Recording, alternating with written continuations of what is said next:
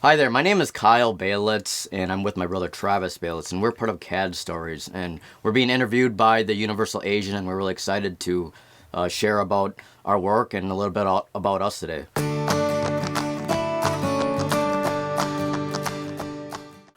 So, as I stated, my name is Travis Balitz. We're 35, Korean Adoptees, and we enjoy video producing, interviews, music, and art, so that's kind of our specialty. Is there anything else you want to add? Yeah, we're pretty creative individuals. That's kind of us. And I guess a little bit about why we began Korean Adoptee Stories was we actually reunited with our birth family in 2018.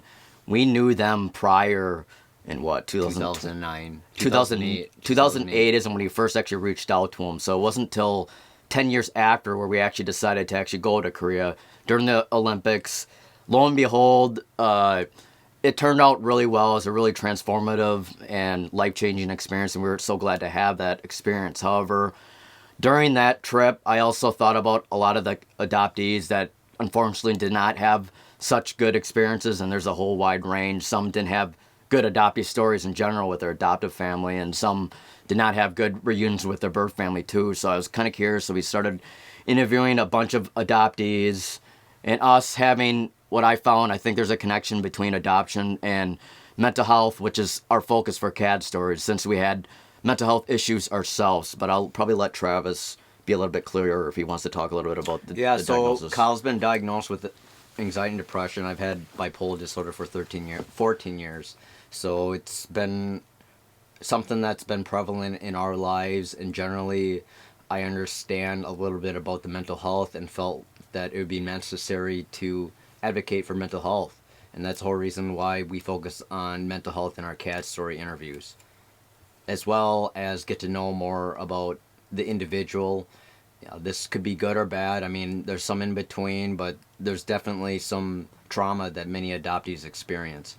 We really do like to promote not just the negatives of mental health, attachment, and which adoption kind of happens with, including loss, but we also like to have people share their stories and, for the most part, show how they actually improved their lives, found a way to heal, or at least find a more positive outlet. So you guys talk a lot about mental health and the adoptee community. So what do you think is the most important thing to keep in mind when having these conversations, especially since it can be really traumatizing to bring up memories and all that stuff?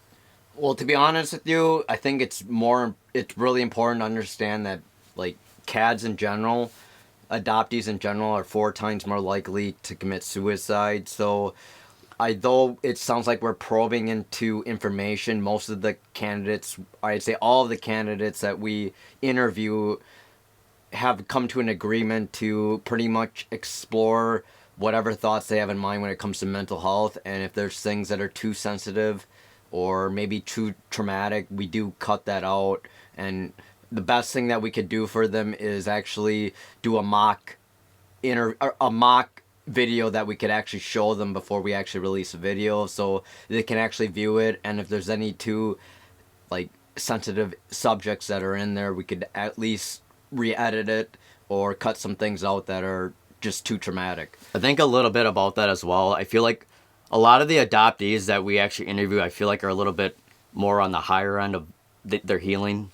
So most of the adoptees that, I mean, it takes like already like knowledge, experience, and maybe a little bit of already knowing of the self and more being mentally more stable for those that we interview. So although we do support mental health, most of our adoptees, I think, are probably more on the higher level of being ready to talk. Because, I mean, going on camera, speaking about their story, it takes a lot of courage. So for the most part, I think a lot of them are comfortable with speaking about their story, and we come to agreement with that. And plus, when it comes to the editing floor, I always have them look at our interviews first before release as well. So, and then we have that kind of co-relationship of what we release. And what is something that you'd like non-adoptees to be aware of before entering conversations or dialogues with adoptees? Generally, all adoptees in general, not just international, domestic as well, like people that are from foster care or something like that. As I stated before, mental health should be actually uncovered when it comes to adoption, because many people have really traumatic issues. And to be honest, as I stated before, adoptees are 4 times more likely to commit suicide compared to the general population. And people have to understand that everyone usually has varying traumas. It's not just everything's good, bad. It's kind of a spectrum.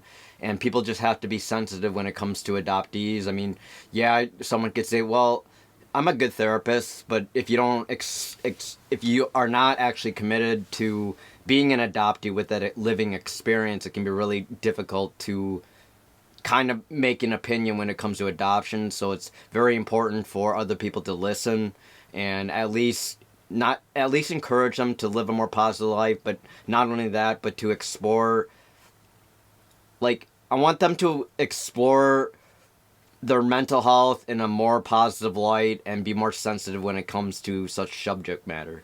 And I think, unfortunately, some adoptees, I feel like, have to cut their adoptive folks off, and that's kind of part of the audience as well. So it kind of depends on the family of the person. So what we would prefer is, and this is why we like doing adoptee stories, and we also support other platforms that actually talk about these adoption issues and just stories in general, that it's important to be able to have that voice. So maybe they really don't understand how traumatic it was losing your birth parents, not knowing who you are.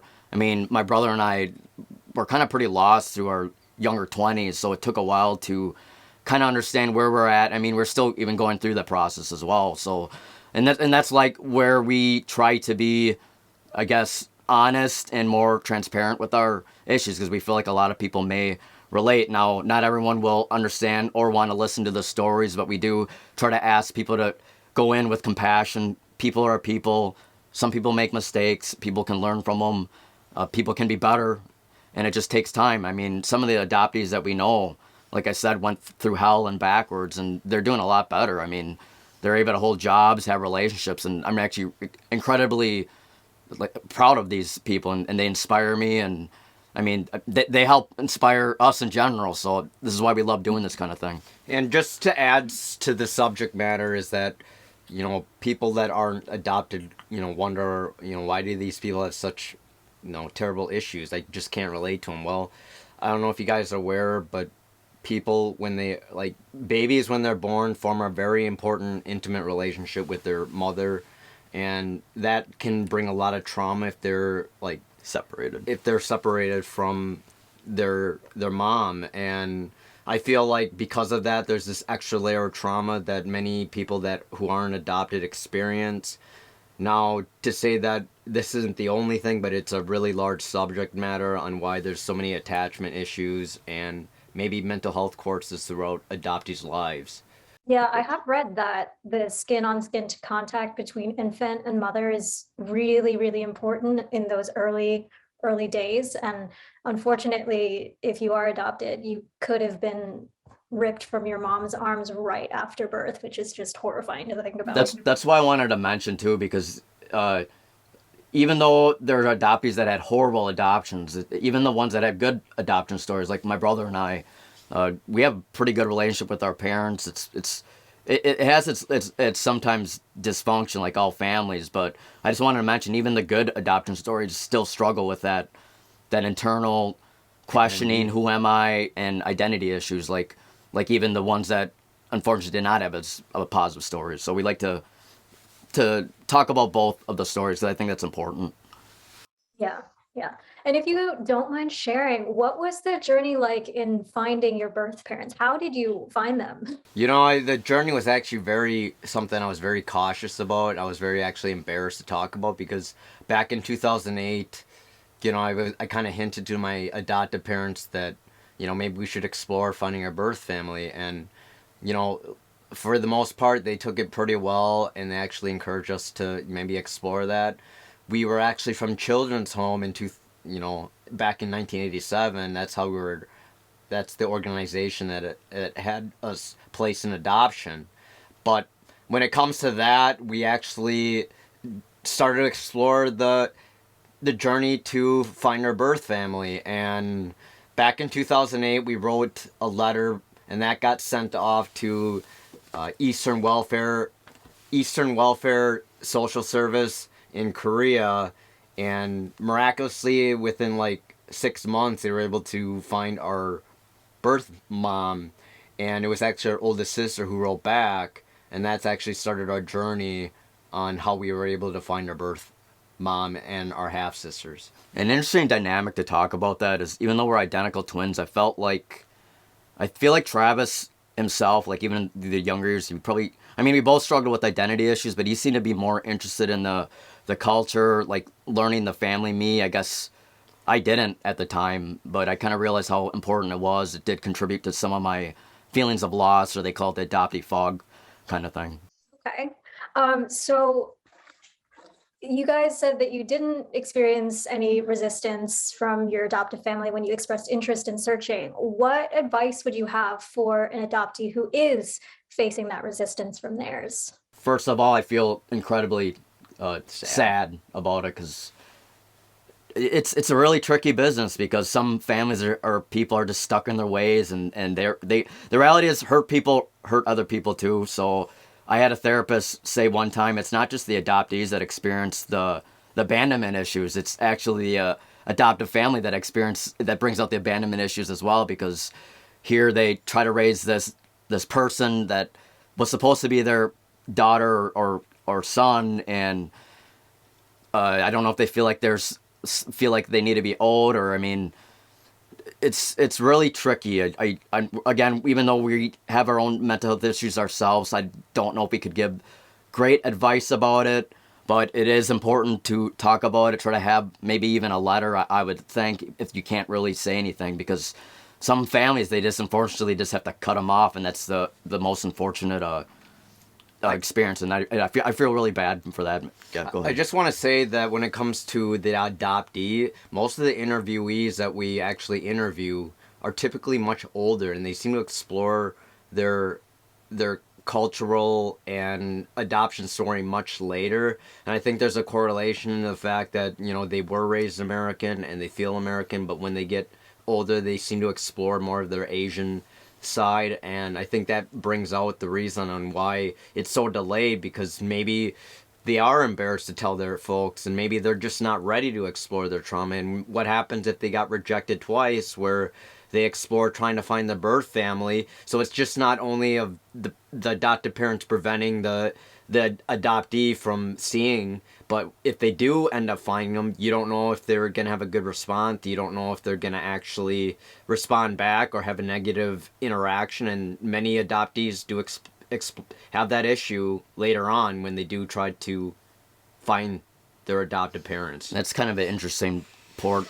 Unfortunately, I think our answers are a little vague, and that's why we kind of do these CAD story kind of stuff, because we feel like we don't have the answers ourselves, but maybe these adoptees do. I think it's really important, no matter the sides in which why we try to be centered when we talk to our adoptees, and just give them just what they want to talk about. Like, honestly, I think it's important to share, but try not to take sides and try to listen to each other. And that's what we try to do with our CAD stories kind of thing. So you've heard from so many different CADs. How has your personal relationship to adoption changed from when you started to now? You know, to be honest with you, I feel like I'm more conscious of my identity. I no longer believe that I should be afraid of having an Asian side of me, or I should focus on totally being American because I should reject my Asian side. But I feel like I can have more composure on identifying with both. And, you know, I think exploring my Asian side has allowed me to at least take a breather, and make me see that, you know, I know a part of who I am now, because even though I may not got that information in the past, like with my adoptive family, I feel like the fact that I explored it, I'm much more composed. I understand my identity more. I feel like I can heal and explore better when it comes to relationships, friendships, my entire experience as an adoptee. I feel like I said, a lot of the adoptees that come forward, like, pretty much share their whole life, so part of themselves kind of become pieces of us. So to me, I feel very blessed, very fortunate, because you kind of realize, even though we had struggles, there's a lot of people that actually struggled like way worse, and it makes me feel fortunate and blessed. I'm just glad that these people are coming forward. I still feel a lot of sorrow and empathy for the ones that did not have good adoption stories. And because of that, I don't think we should still consider ourselves different from those type of adoptees. I think there's still common ground anywhere, and we try to bring that gap. And I would like to say it, many of the adoptees that actually are on our interview channel are like my friends. We still reach out to each other ever so often. There's a lot of care, and I like just being part of the community and forming friendships. I think is my favorite part of feeling connected, and that's like one of the most important parts of mental health is feeling connected, that you're part of something and meaning, and your life has meaning, and you're doing something more to benefit others. Okay, so my last question is, you guys are obviously twins. Is there, what's the relationship like between the two of you? Do you have like a special twin bond? To be honest with you, we are probably more close than any other twin that you've seen. I mean, there are twins and we are identical, but we share a lot of the same passions. We work together on a daily basis. We live together. And for the most part, we have shared a very common bond. And even though I have bipolar disorder and he doesn't, I feel like that intertwined relationship has allowed me to inspire more hope within myself to keep going and continue living. I feel like he's not only my brother, but he's like my best friend. To mention to that, I know there's some adoptees that feel like being a twin, there probably is less trauma that we experience. Perhaps I can actually agree with that kind of statement because, one, I can see in front of me where I am partly from and can connect with on a certain level, but I do want to say there was challenges. Me, even though I had mental health issues, I guess sometimes I feel like I play more of the I don't want to say supportive and supportive person, but I feel like sometimes it has a burden. I mean, even right now we're still going through this life-changing phase of learning to be separate and functional and be happy with that, because we're so tightly, I mean, I'll just literally say it, that we're codependent, and a lot of adoptees struggle with that kind of thing. And there's positive things. We'll always have each other. At the same time, it kind of does not allow growth sometimes. And with his case of having suicidal issues, and I had somewhat, we kind of feel obligated to still be near each other. And that kind of reminds me, I actually talked to another twin who's a CAD, who's actually older, about some advice for that. And she actually said that when she went off and had her own kid, eventually she had to go back to her twin sister and live like 5 miles apart. She found that was the only best part. She kind of recognizes that since she's a little older, she's already probably more higher on the pinnacle of adulthood than my brother and I. But in a way, I still need him. I really appreciate his mind, his talents, and music. This is just some of the products that we share because I like to compose music. So I made 2 separate albums, and it includes our artwork that we both collaborated on and some of the music tracks he remixed. So I'd like to make something out of it, and this is what I like to do for my talents when it comes to outside CAD. We're just super creative. That's when we're most happiest.